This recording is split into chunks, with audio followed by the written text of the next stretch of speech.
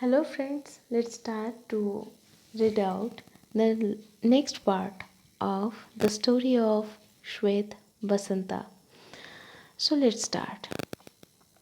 Swet's wife, apparently deserted by her husband and her brother-in-law, was overwhelmed with grief. A woman but a few hours since delivered a child, and her first child alone, and in a forest far from the habitations of men. Her case was indeed pitiable. She wept rivers of tears. Excessive grief, however, brought her relief. She fell asleep with the newborn baby in her arms. It so happened that at that hour the Kotwal, prefect of the police of the country, was passing that way. He had been very unfortunate with regard to his offspring. Every child his wife presented him with died shortly after birth, and he was now going to bury the last infant on the banks of the river.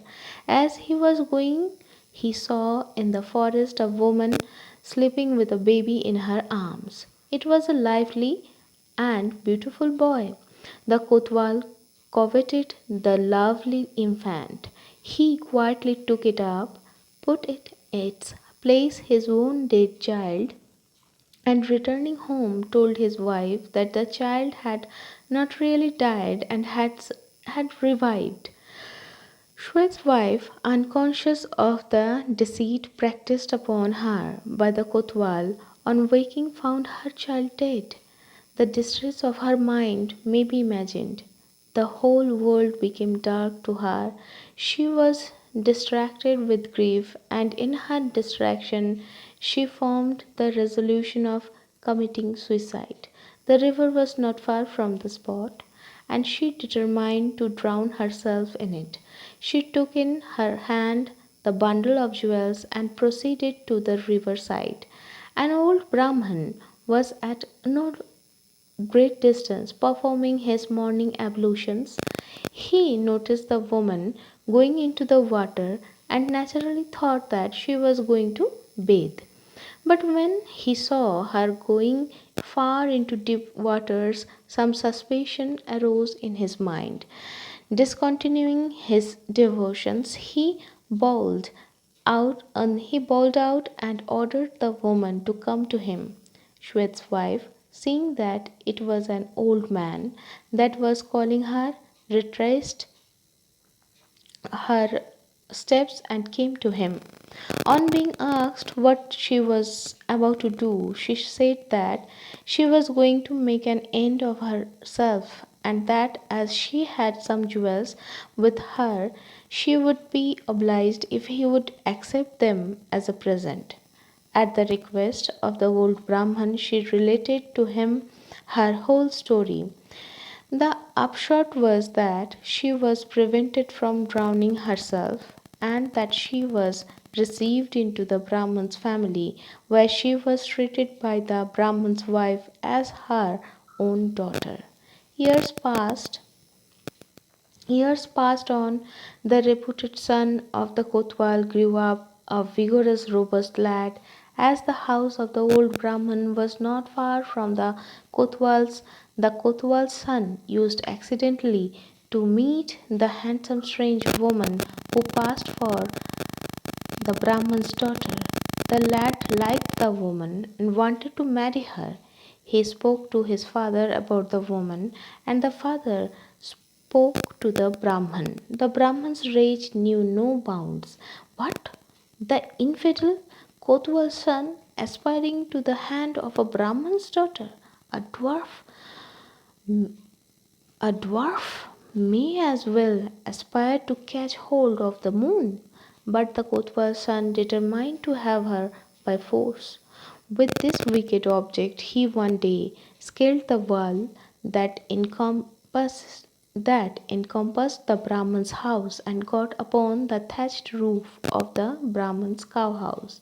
While he was re, uh, while he was reconnoitering from that lofty position, he heard the following conversation between two calves in the cow house.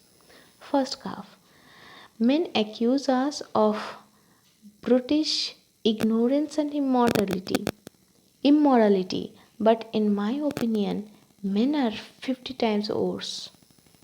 Second calf. What makes you say so, brother?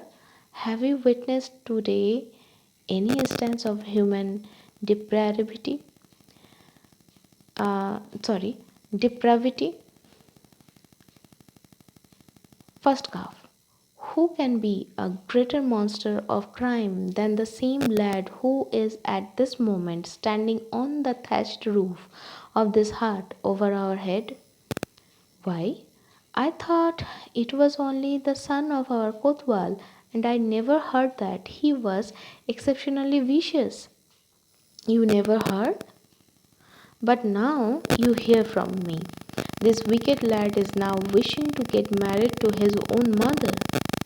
The first calf then related to the inquisitive second calf in full the story of Swet and Basanta, how they and Swet's wife fled from the vengeance of their stepmother, how Swet's wife was delivered of a child in the forest by the riverside, and how Swet was made king by the elephant, and how he succeeded in killing the serpent which issued out of the queen's nostrils, how Vasanta was carried away by the merchant, confined in a dungeon, and alternately flogged and tickled for pearls and maniks, how the Kotwal exchanged his dead child for the living one of Swet, how Swet's wife was prevented from drowning herself in the river by the Brahman, how she was received into the Brahman's family and treated as his daughter,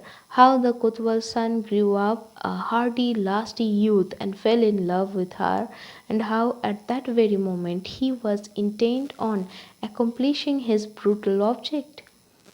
All this story the Kotwal's son heard from the thatched roof of the cow house and was struck with horror.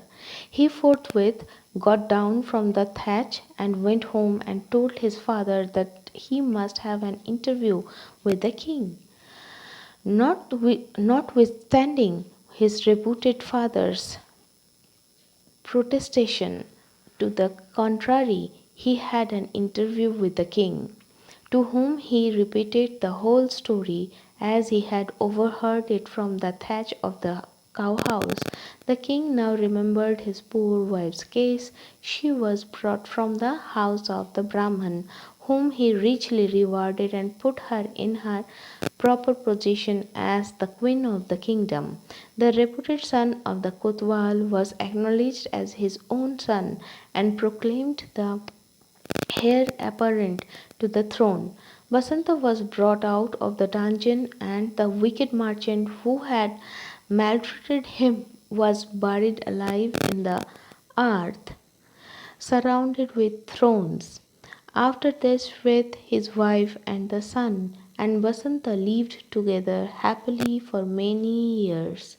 So, my dear friends, আমার কথাটি ফুরলো, নোটে গাছটি মুড়লো, কেন রে নোটে মুড়লি, কেন গরু ঘাস খায় না, কেন রে গরু ঘাস খাস না, কেন রে রাখাল ঘাস দেয় দেয় না, কেন রে রাখাল ঘাস দিস না, বউ কেন ভাত দেয় না, কেন রে বউ ভাত দিস না, খোকা কেন কাঁদে, কেন রে খোকা কাঁদিস, পিঁপড়ে কেন কামড়ায়, পিঁপড়ে কেন কামড়াস, কুট কুট কুট. So this is the Bengali version of the ending ritual of every Bengali folk tales. So we will meet you again on Wednesday, that means tomorrow, with a new poem or poetry from my father. And so till then, please excuse me, and God bless to all of you.